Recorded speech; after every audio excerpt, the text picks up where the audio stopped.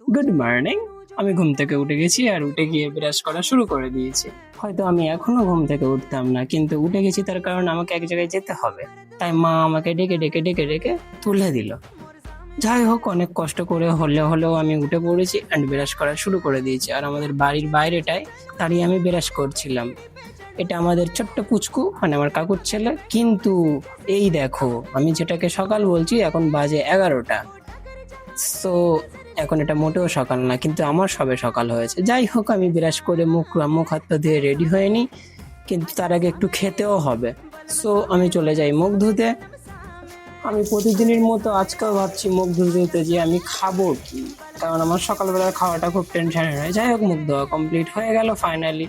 আর আমি আমাদের রান্নাঘরে এসে দেখি আমার জন্য পান্তা ভাত অর্থাৎ ভেজানো ভাত আছে। যাই হোক, এটাই খেতে হবে, তো নিজের মতো তুলে নিই, কারণ আমাকে আমার মা জামবাটি ধরে দিয়েছিল, বাট আমি খাবো না অতটা। অবশ্য চিকেনও ছিল, বাট সেটা আমি খাইনি। আমি পান্তা ভাত খাবো কলা দিয়ে। যাই হোক, তো পান্তা ভাত নিজের মতো তুলে নিচ্ছি আমার সামনে। আমাকে তাড়াতাড়ি করে এই ভাত খাওয়া শেষ করতে হবে আর যেতে হবে আমাকে নানাজিকে ভাত দিয়ে আসতে।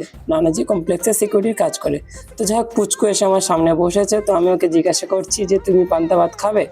ও বলে না, ও পান্তা ভাত খাবে না। যাই হোক, আমার মা আমার নানাজির জন্য এই ব্যাগটা রেডি করে দিয়েছে, তো এটা নিয়েই যাব।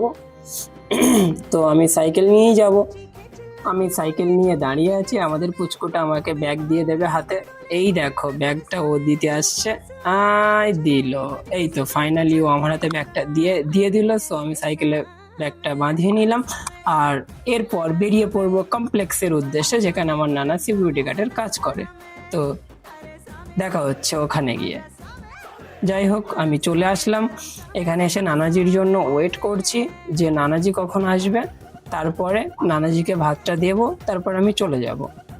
আসলে আমি একটু কমপ্লেক্সটা দেখিয়ে নিই। এই হচ্ছে, অনেকগুলো কারখানা আছে এখানে, অনেকগুলো বিল্ডিং আছে, সব জায়গায় এক একটা কারখানায় এক এক রকম কাজ হয়।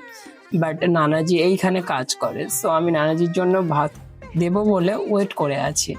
আমার নানাজি একটা সময় খুব খেটেছে। আমি ছোট থেকে দেখে আসছি মানুষটা আমাদের জন্য অনেক কিছু করেছে আমাদের সবার জন্য। আমার 3টে মাসি আছে, তো তাদেরকে বড় করা, আমার মামাকে ডক্টর করেছে, তো প্রত্যেকের পিছনে প্রচুর খেটেছে। তো আমি এখানে নানাজির জন্য ওয়েট করছি, বাট আমার খুব ইচ্ছা হয় যে আমার নানাজির জন্য আমি কিছু করি। এই বুড়ো বয়সে তবুও মানুষটা এখনো কাজ করে খাচ্ছে।